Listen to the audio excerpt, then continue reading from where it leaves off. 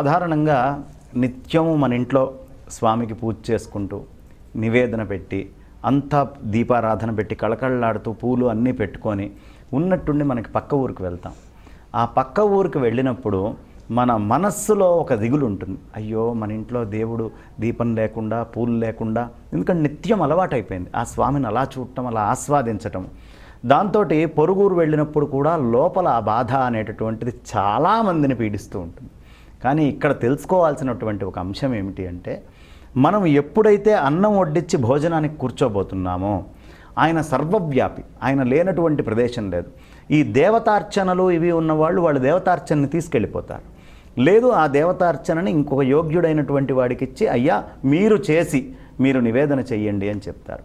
అలా చేయలేనటువంటి పరిస్థితుల్లో మనం ఎక్కడ ఉంటే అక్కడ, ఏ ప్రదేశానికైనా వెళ్ళనివ్వండి, ఒక్కసారి అన్నం ముందు కూర్చున్నప్పుడు మనసా అట్లా స్వామివారిని తలుచుకొని అక్కడ ఉన్నటువంటి స్వామివారిని, ఇంట్లో ఉన్నటువంటి మూర్తిని, ఆయనకి ఈ అన్నము నివేదన చేసిన తర్వాత మనము భుజించటము అనేటటువంటిది చాలా శ్రేయస్కరమైనటువంటి విషయము.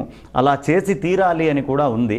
కాబట్టి మీరు ఎప్పుడైనా సరే ఎవరైనా పండితులను చూస్తే, మహాపండితులు, వాళ్ళు అన్నం తినే ముందు, నేను ఇప్పుడు ముదిగొండ శంకర శర్మ గారు, విశ్వనాథ గోపాలకృష్ణ శాస్త్రి గారు, ఇలా సన్నిధానం లక్ష్మీనారాయణమూర్తి అవధాని గారు, ఇలాంటి ప్రముఖులందరినీ నేను చూసినప్పుడు వాళ్ళందరూ కూడా వాళ్ళు అన్నం తినే ముందు, ఒకవేళ విస్తరి దగ్గర కనుక స్వామి లేకుండా వేరే ఊళ్ళో ఉంటే, వాళ్ళు ముందు ఇలా చూపించి నివేదన చేసి ఆ తర్వాత భోజనం చేయటము అనేది నేను సంప్రదాయంగా చూశాను. కాబట్టి ధర్మశాస్త్రం కూడా చెబుతోంది. కాబట్టి మనం ఎక్కడ ఉంటే అక్కడ నుంచే నివేదన చేసి భోజనం చెయ్యాలి.